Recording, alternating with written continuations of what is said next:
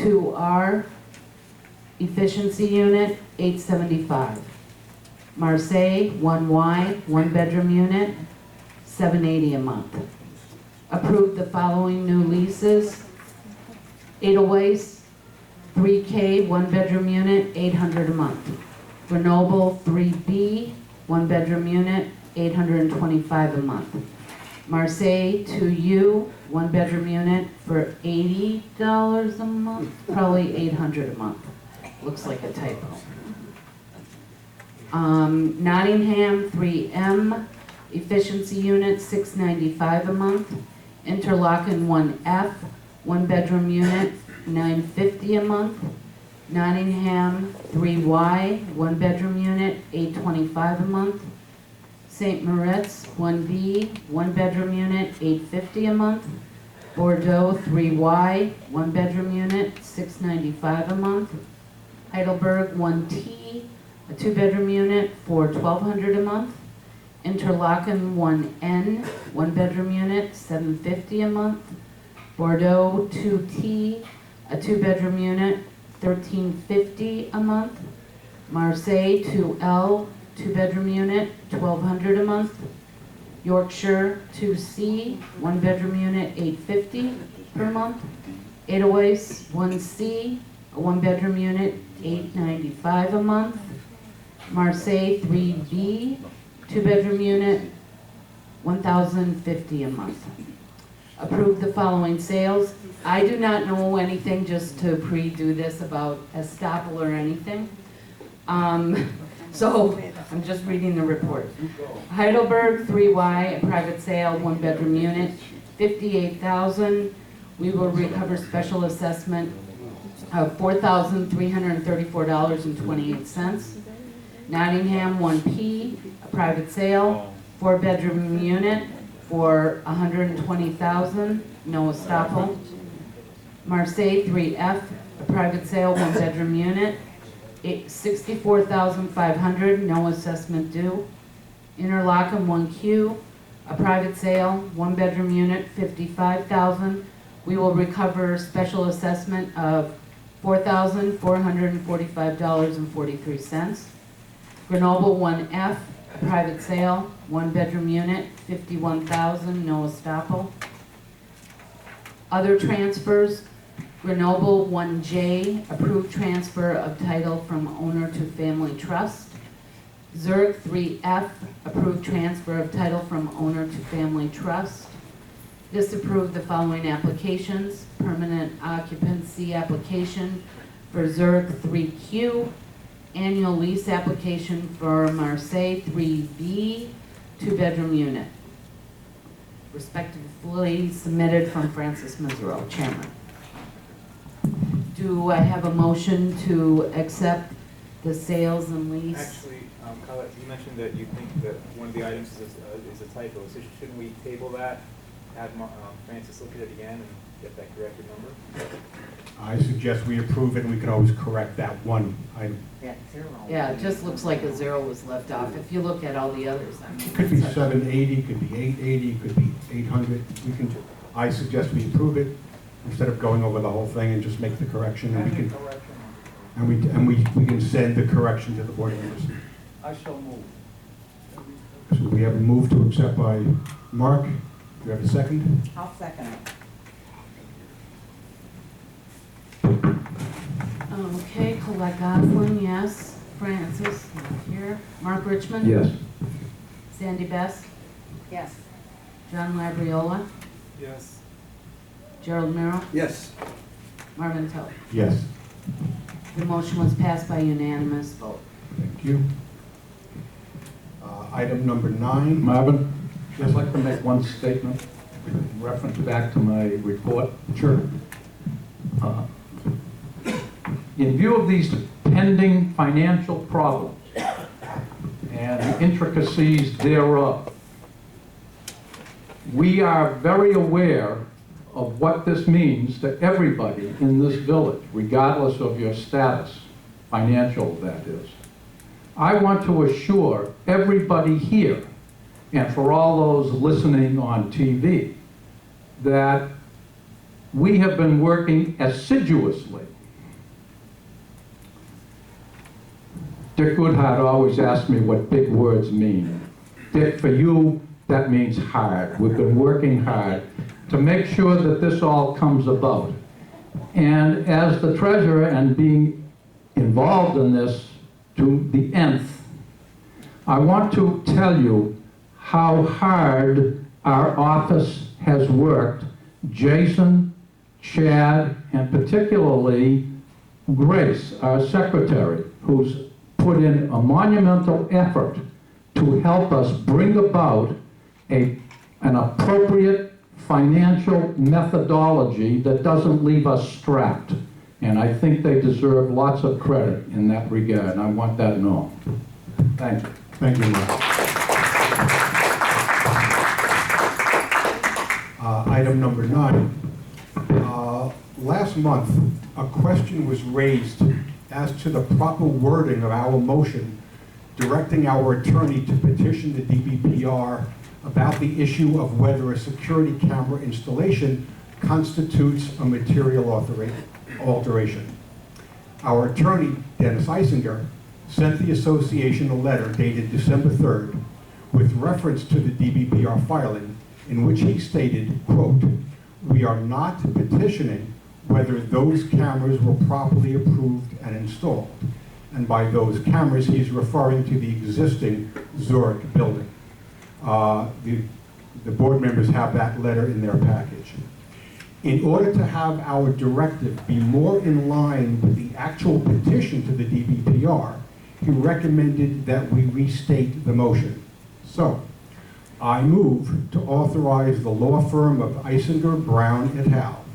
To prepare and file a petition for declaratory statement with the DBPR to determine whether the installation of security cameras within those buildings in our community, which presently do not have them, would be deemed to be a material alteration to our common areas, and/or whether our condominium documents provides our board with the authority to install such security cameras without unit owner vote. Do I have a second? I'll second. Any discussion on the board? Mr. President, can we have that in writing? Oh, absolutely. It has to be in Could you writing. read it again for the... Sure. I move to authorize the law firm of Eisinger, Brown et al. To prepare and file a petition for declaratory statement with the DBPR to determine whether the installation of security cameras within those buildings in our community which presently do not have them would be deemed to be a material alteration to our common areas, and/or whether our condominium documents provide our board with the authority to install such security cameras without unit owner vote. Any other questions? Yeah, Marvin, does that mean the letter that we got from Eisinger and Brown is meaningless? Because we didn't address the problem the way it needed to be addressed? No, that letter specifically addresses the issue of what the petition is. And the actual petition reflects specifically this motion. The way we motioned it last month does not reflect the way that Eisinger Brown is going to construct the petition. So that's so this letter is not addressing this opinion that these folks are giving are not really addressing it in the manner in which we now want to address it. Oh, okay. What? This letter gives the background, essentially this letter that we have gives the background for why this restated motion makes sense. This letter gives the background as to why the restated motion that we're now about to vote on makes sense. That's okay. I have to read those. Okay. Any other comments by the board? Any comments from the unit owners or questions? Yes, John. What would be the cost of that letter, and what about all the other condos in the neighborhood that have added cameras? And anyway, are we still gonna do the cameras, or I thought that was shut down? Well, you just had 3 questions there. I don't know which one you want answered. All right, first one, what's the cost of the letter? This $1,000 for partic- a letter or $10,000 for a letter? Okay, so this particular letter that we got in the mail, What's it gonna cost? All right. For the petition, you mean? From the Lord. are you taking, what's the cost of the petition that we're going to get? Yeah. We approved an amount not to exceed $3,000 last month. $3,000 for a letter. No. Listen to me carefully. The petition that we are asking Isinger Brown to take to the DBPR, the cost of that whole process, we voted to allow that not to exceed $3,000. All right, what about all the other condos in the neighborhood that have cameras? Has anybody had a question then about altering the building by putting a camera in? What happened with them? Maybe that would save $3,000. We don't live there. We don't live there, whatever they may or may not. We can make a phone call and we can. Bottom line, as far as I'm concerned, our attorney is only dealing with us. If he thinks that what's going on in another condo association, whether it's here or 50 miles away, I'm sure he will use that to our advantage. Plus they all have different times. The whole purpose that you have to do this is because there's a question of law. You can't go to another community and say, well, you did it, because that's not the law. So because the board it was raised to the board that they have to do their due diligence and make sure that they put it up and it's done properly, you really have no choice, which is why they voted to go and get a declaratory statement from the DBPR. That's the reason why. But we can use precedents, Jason. You can't do anything about the law. If somebody is going to go to the DBPR and file a complaint, we want to make sure, the board wants to make sure that they acted properly because it's been brought to their attention already. But we can use precedents. You can use precedents, but that's not for us to use precedents. That's for a lawyer to. We can, if your board was to pass putting cameras in right now, knowing that someone could go to the DBPR, that's not prudent because they can make you take it down. Marvin, did we pay for this letter? You were about to say that. Did we pay for this letter? I believe that we are not billed individually for every letter. I asked him for this letter gratis. He's not charging us for this letter. Because otherwise, if we were, that would be part of the $3,000. Yeah, no. He's not billing us for this letter. Okay, thank you.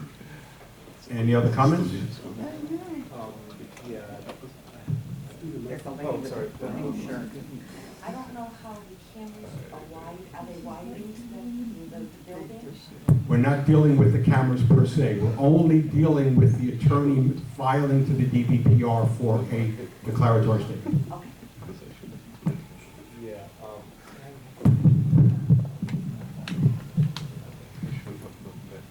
this is actually what I recommended the first time around, and, the board decided to go the other way and ask specifically for the Zurich cameras, and that's why, for those people who are wondering why we're doing this again, that's the reason. And that's a good thing, but given the fact that the election is just a few weeks away, and we don't know yet what the makeup of the new board will be, whether they want to even pursue cameras, I'm going to vote against this item, even though the procedure is correct now, because the next board may not even want to do cameras, so we've spent $3,000 on this petition for no reason. So that's why I'm going to vote no on this one. I'm gonna ask. I Okay. haven't asked for the vote. Okay. Any other comments? Okay. Roll call, please. Colette Goslin, yes. Mark Richmond? Yes. Sandy Best? Yes.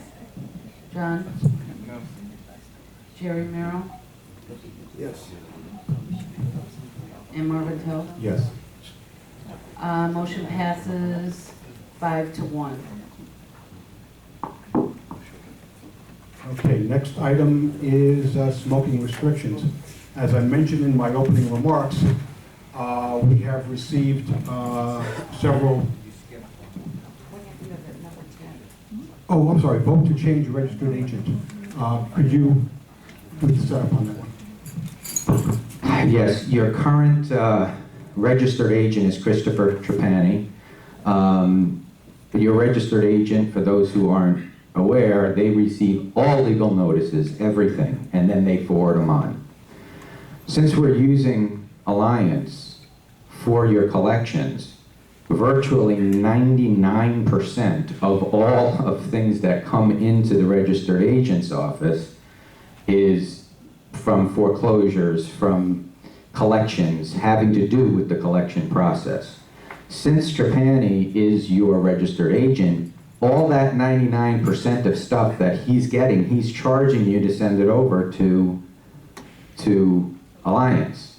So what the prudent thing to do is to move your registered agency over to Alliance, and then when they get the 1%, if there's a slip and fall or whatever it is besides collections, they will send it over to us, and then we decide what attorney we want to send it to, which 99.99% of the time is going to be the insurance company, so that you don't have these legal bills.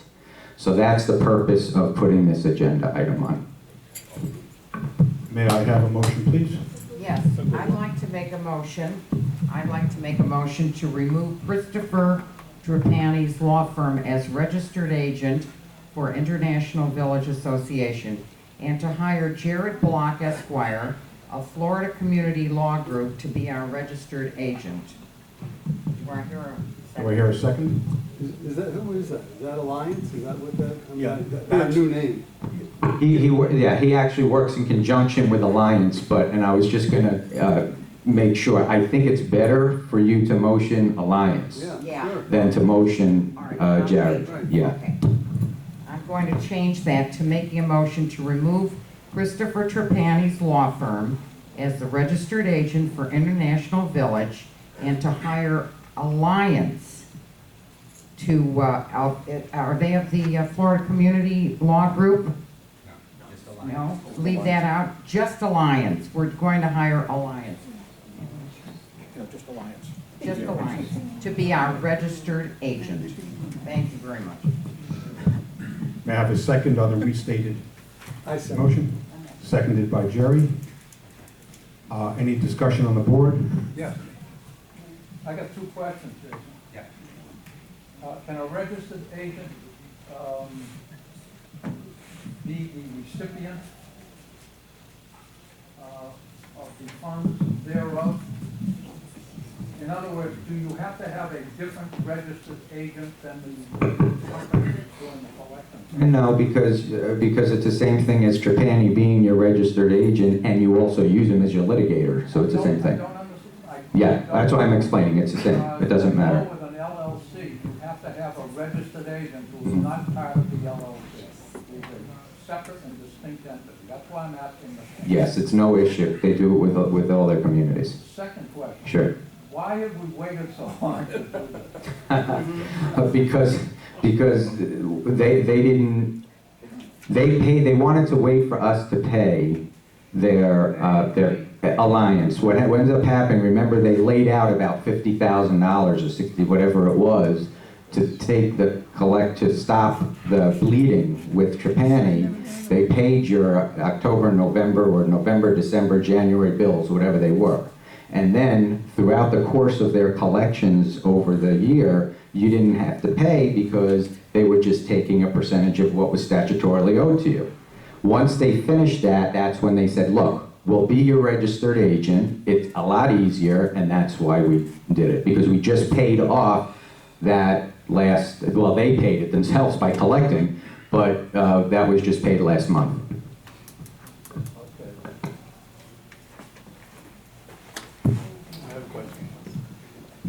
Question?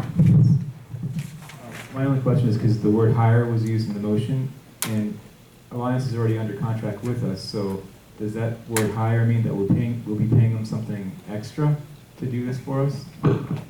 No, you're not paying any monthly fees or anything like that. However, when they receive something of that, if they get a letter for a lawsuit or what have you, they'll open it up, they'll see what it's for, and then they'll just forward it over to us. There may be a nominal fee for that when that happens, but there's no monthly fee. Do you know what that fee is going to be? I've seen the fees in the past, and it's going to be less than $15 every time that they send it, maybe $10, $11, whereas Trapani was charging $30. So could you give us an estimate of how much we'll be saving by making this change, like over a year, over a month? Every month is different.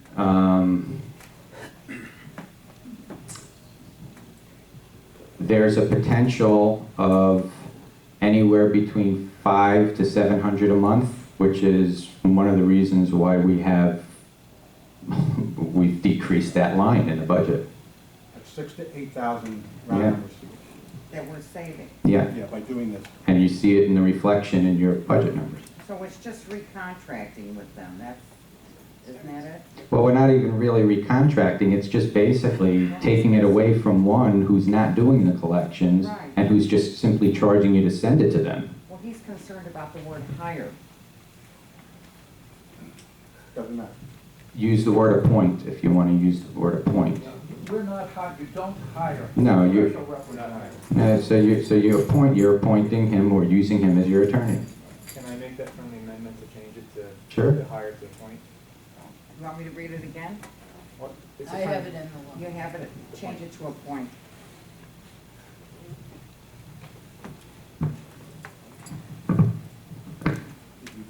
No? Any other? Any other comments by the board? Any comments from the unit owners? Roll call, please. Colette Goslin, yes. Mark Richmond? Yes. Sandy Best? Yes. John Labriola? Yes. Gerald Merrill? Yes. Marvin Tote? Yes. Motion passes with unanimous vote. Thank you. Now, smoking restrictions. As I mentioned in my opening remarks, we're getting more and more complaints of cigarette smoke wafting into people's units, essentially those on second or third floors, and it's coming from people smoking either at the entrance or in front of their ground floor units. And the question is, should we adopt a new rule that simply says no smoking within a given perimeter of the building, for example, 20 feet? So I'll open this up to discussion among the board. Marvin, could you include the swimming pool in the discussion? Well, there already is no smoking. There is no smoking in the common areas. However, we have set aside the far left side of the swimming pool. Nobody goes there, they still sit at the table near the pool. Okay, if somebody, There's no sign okay, that. that's a separate issue. Somebody is violating, and we need to handle that, but that's not what we're dealing with right now.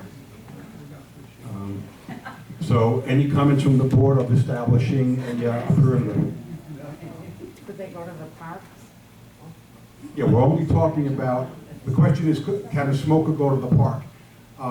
The only thing I believe we're discussing right now is, should the board adopt a policy that there will be no smoking within, for example, within 20 feet of the outside of the building, a 20-foot perimeter around the building? What's the enforcement arm of a policy like that? Because I'm assuming if you're smoking, you're free to roam. What do you do, take a picture of that person? That's a good, yeah, everybody's got a How cell do you phone. enforce? We have no cameras, so we can't. I have cameras, Mark, you have no camera, I got plenty of cameras. Plenty of cameras. When the board is finished, we'll go around the room, I promise. Yeah. As far as I'm concerned, first we need the rule, and then we'll concern ourselves with enforcement. There are, But I'm not gonna vote for a rule that can't be enforced. Why do you think we need more rules that aren't done, like taking a shower before you go in the pool? I don't think we need more rules that don't get enforced. the issue right now is, okay, so You've expressed your opinion. Any other opinions from the board members? I have one. Okay, Mark. A rules change requires a mass mailing, is that correct? Yes, At a certain expense? absolutely. I think before we change, I think it's impossible to tell somebody where to smoke a cigarette. I'm happy that they go out of the building. Yeah. To tell them to go 20 feet or 40 feet, I think is, to me, sort of silly. I'm happy they're out of the building. I think we should devote ourselves to a public campaign to tell people, please be mindful of your neighbors and go to the end of the walkway to have a cigarette rather than smoke under the door and see what just public pressure will do before we start changing rules. That would be mine. Okay, any other comments from the board? I'm just curious why this is the only item that's coming up in terms of rules. When I went through a long list at the last meeting of rules and regulations, changes and so forth that I was proposing. And this is the only one that's coming up. It's the only one. It's They the only can't one. hear you. You're It's the only talking in a one that's monotone. sorry. Speak up, speak up. This is the only rule that's coming up today when I went through a long list of rules and I was told, well, it's too soon, we need a committee and so forth. Whereas this one, which seems to be controversial from just a few comments we've heard so far, seems to be leapfrogging over everything else. That's my concern here. Is the idea to put this one as the only rule change that to be promulgated along with the ballot mailing? Is that the idea? Because if that's the case, I don't think it's appropriate to be the only one, especially when I went through the time and effort of going through that long list, and I don't see any of them on the agenda. So I'm also against this, just on principle, first of all, for that principle. And I would like an explanation of why it's the only one after that long discussion that's on the agenda. As I, That's out of order. well, I'll address this. I addressed it in my opening remarks. I said in my opening remarks that this was brought to me by Jason, who's been getting the complaints, and it was my judgment that since this is a health issue, it deserved at least some discussion by the board. If we do not get a motion to do it, then it dies right here. If we get a motion, then we'll motion and vote, and it'll be something to discuss. But because it's health related, I said I thought it'd be okay to at least discuss the issue, and that's why John is here. I thought it was a health related issue. Any other comments from the board? No. Is there a motion to establish a perimeter?